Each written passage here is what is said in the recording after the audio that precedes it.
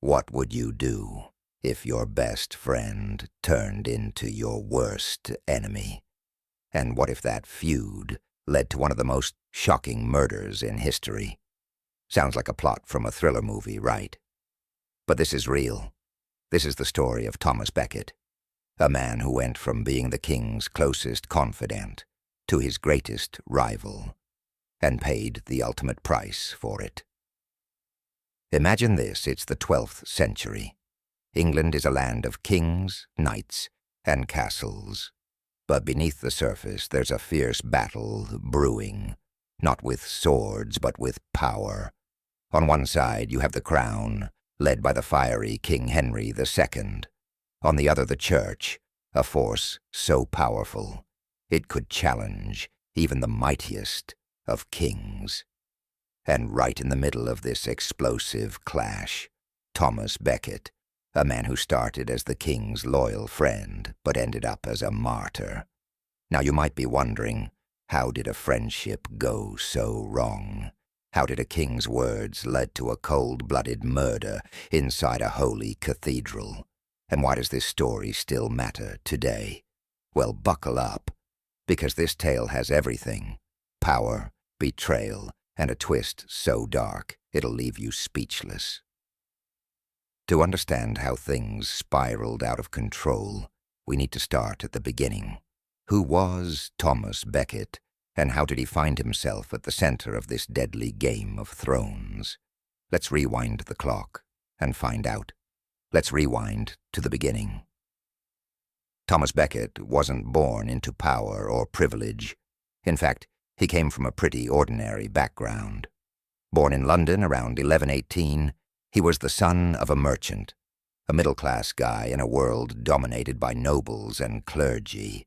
But Becket was ambitious. He had a sharp mind and a knack for making the right connections. And that's exactly what he did. Becket climbed the social ladder step by step. He studied law, traveled across Europe, and eventually caught the eye of one of the most powerful men in England, King Henry II. Now, Henry wasn't just any king. He was a fiery, ambitious ruler who wanted to control everything, including the church, and he saw something in Becket. Maybe it was his intelligence, his charm, or his loyalty. Whatever it was, Henry took Becket under his wing, and the two became inseparable. But here's where things get interesting. In 1162, Henry made a decision that would change everything. He appointed Becket as the Archbishop of Canterbury, England's most powerful religious position.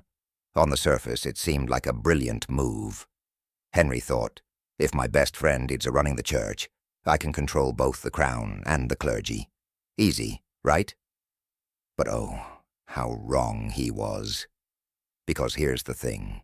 Becket took his new role very seriously. Too seriously, in Henry's opinion. The moment Becket became Archbishop, he underwent a dramatic transformation. Gone was the king's loyal friend who enjoyed the finer things in life. In his place was a devout, almost ascetic man who saw himself as the defender of the church's independence, and that was a problem. Suddenly, the two men who were once like brothers found themselves on opposite sides of a bitter divide. Henry wanted control. Becket wanted freedom. And this clash of ideals would set the stage for one of the most dramatic showdowns in history. But how did it all go so wrong? Well, that's where the real story begins. So what turned these two best friends into bitter enemies? It all came down to one thing: power. Specifically, who had the final say, the king or the church? And trust me, this wasn't just a polite debate. This was a full-blown battle for control, and Becket and Henry were at the center of it. Henry II had a vision for England. He wanted a unified kingdom where the crown had ultimate authority, even over the church. But Becket, he believed the church should be independent. free from royal interference. And this clash of ideals wasn't just theoretical. It played out in real, explosive ways. One of the biggest flashpoints was the issue of clergy who committed crimes. Henry wanted these men tried in royal courts, where he could enforce harsh punishments. But Becket insisted they should be judged by the Church, which often handed down lighter sentences. This wasn't just a legal debate. It was a direct challenge to Henry's authority, and the king didn't take kindly to being challenged. Things came to a head in 1164, when Henry introduced the Constitutions of Clarendon, a set of laws designed to limit the Church's power. He expected Becket, his old friend, to support him, but Becket refused. In fact, he openly defied the king, saying the Church's laws were above the king's. This was the moment their friendship shattered. Henry was furious.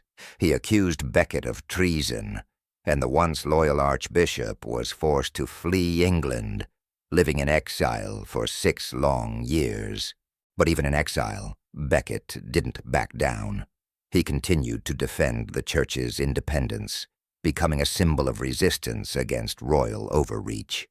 Meanwhile, Henry's frustration grew. He wanted the problem solved, and he wanted it solved fast.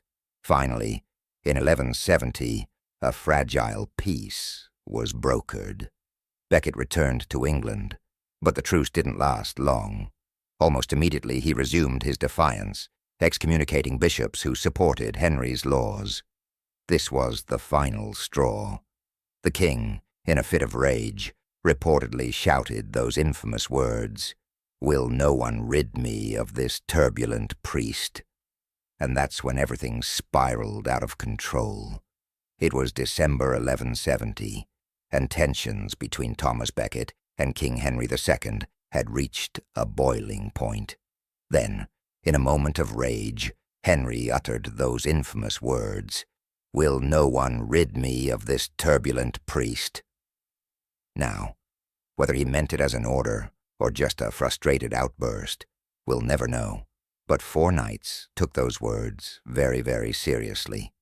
These knights, Reginald Fitzurse, Hugh de Morville, William de Tracy, and Richard le Breton, rode to Canterbury with one goal in mind: to confront Becket.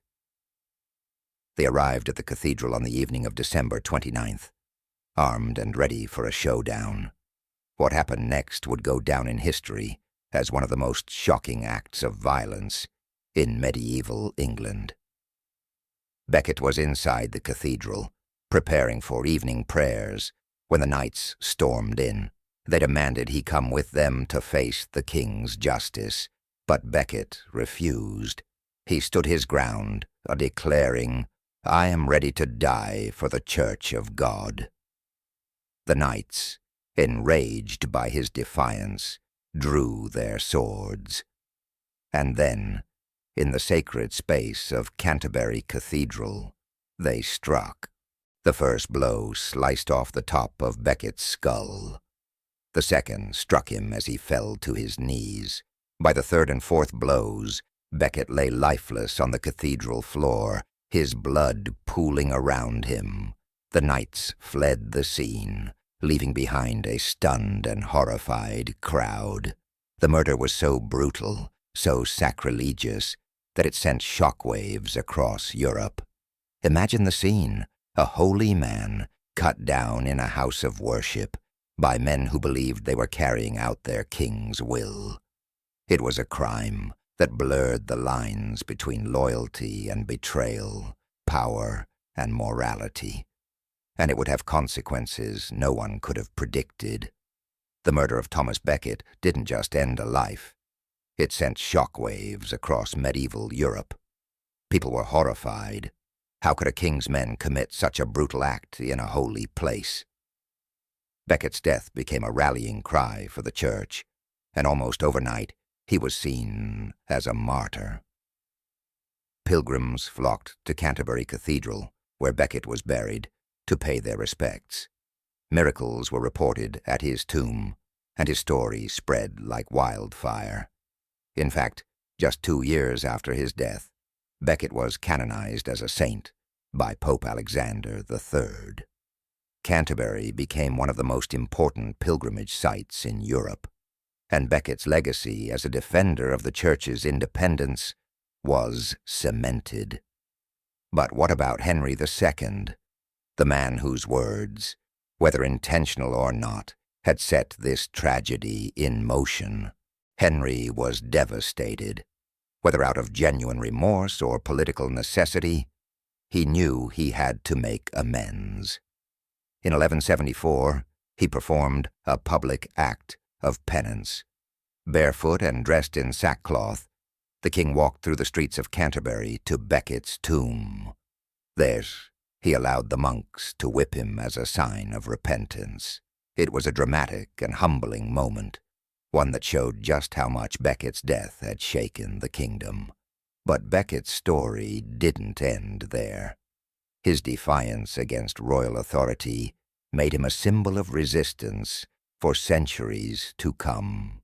Writers like Geoffrey Chaucer immortalized him in works like the Canterbury Tales, and his legacy influenced debates about the separation of church and state long after his death. Even today, Becket's story resonates, a reminder of the dangers of unchecked power and the cost of standing up for what you believe in. So what can we learn from Thomas Becket's life and death? Maybe it's that principles come at a price, or that power, when misused, can lead to unimaginable consequences. Whatever the lesson, one thing's for sure. This is a story that's as relevant today as it was over 800 years ago. So, let's take a step back and look at what we've learned. Thomas Becket's story is one of friendship, power, and betrayal. It's a tale of how one man's unwavering principles led to his tragic end, but also to his eternal legacy. From his rise as the king's closest friend to his shocking murder in Canterbury Cathedral, Becket's life reminds us that standing up for what you believe in can come at a great cost. But it can also change the course of history. His death wasn't just a personal tragedy. It was a moment that reshaped the relationship between church and state, leaving a mark that still echoes today. And Henry II's penance? It's a stark reminder that even the most powerful among us are not immune to the weight of their actions. Now, as we close this chapter, I want to leave you with a question to think about. What would you have done in Becket's shoes? Would you have stood your ground, even if it meant risking everything? Let me know your thoughts in the comments below. I'd love to hear your perspective. And speaking of pivotal moments in history, have you ever wondered how a single document could lay the foundation for modern democracy? In my next video, we're diving into the story of the Magna Carta, the 1215 agreement that changed the world. From rebellious barons to the seeds of constitutional law, this is a story you won't want to miss. So, make sure to hit that subscribe button and ring the notification bell, because trust me, you're not going to want to wait for this one. Thanks for watching, and I'll see you in the next video. Thanks for watching, and I'll see you in the next video.